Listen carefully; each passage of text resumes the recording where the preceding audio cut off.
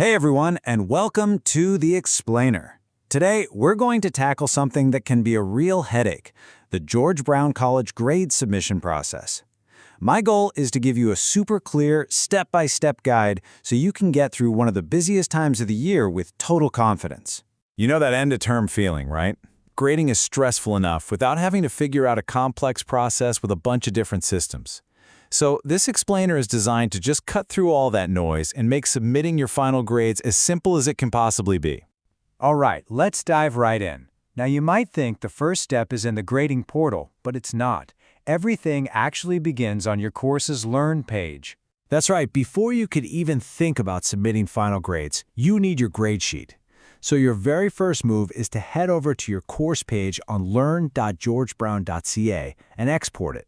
This file is basically the foundation for this whole process. Okay, so you've got your grade sheet exported from Learn. Now we can move on to the core of the submission process. Let's get into entering those grades into the official portal, Millenium Fast.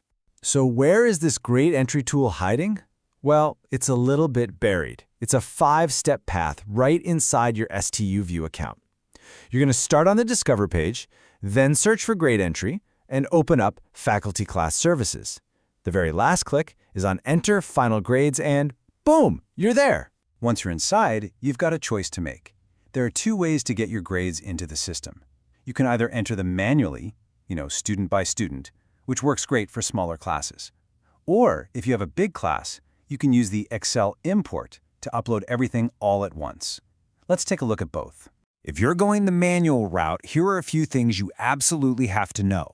The system will automatically calculate the letter grade from the percentage you put in, but, and this is a big one, it does not round up.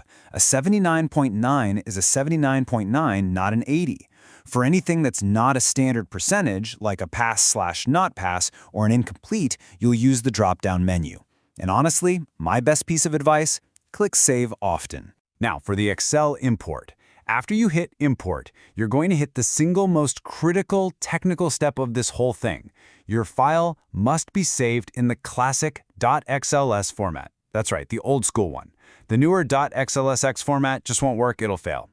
Once you've uploaded that correct file type, just take a second to review the results before you hit Submit. And this brings us to probably the biggest rule in this entire process. You simply cannot submit a class list until every single student has a grade.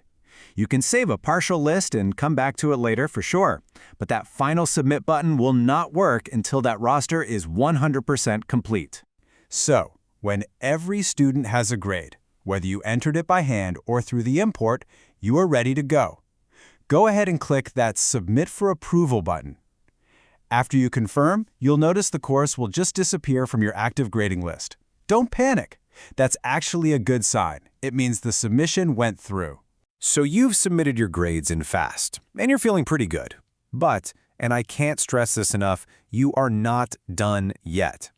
There is one final mandatory step for record keeping that happens in a totally different system, called CMF Flex. This is it, the last piece of the puzzle. For the official records, you also have to upload your detailed marks breakdown sheet to CMF Flex. This is a required step, and it's what truly completes the whole process. We've walked through the whole process, but, sometimes things just don't go as planned. So in this last section, we'll go over some common problems and a few key reminders to make sure your submission is as smooth as possible. Okay, let's talk about that heart-stopping moment. You log in, you're all ready to enter your grades, and your course just isn't there. What on earth does that mean? Well, don't panic. There are a few common reasons this happens. It could just be that the grading window isn't open yet, or maybe you already submitted it. Sometimes technical things can happen too, like a missing faculty services link or a course assignment issue. The key thing here is just knowing who to call. For most of these issues, you want to start with academic records or the Office of the Registrar. Just a quick refresher on those special grades. Think of an INC for a short extension, like if a student just needs a few more weeks to finish a final project. For longer, more complicated situations that need an extension beyond 60 days, you'll need to get chair approval for an SD. Just remember, they both have deadlines before they turn into a failing grade. And hey, if you're like me and you like to double or triple check your work, you can. Just navigate over to the Student Grades menu and select Grades Submitted. This will show you a nice list of all the courses you've successfully finalized. It's a great way to get some peace of mind. So let's just boil this all down one last time. The process really moves across 3 systems. You start in Learn to get your sheet, you do the main submission in Millenium Fast, and then you finish up by uploading your breakdown to CMF Flex for the records. A quick check under Grades Submitted confirms you're all done. Look, you've done the hard work of teaching all semester long. Now that you have this process broken down, the question isn't if you can get it done, it's just how much easier this final step is going to be. Thanks for tuning in to The Explainer.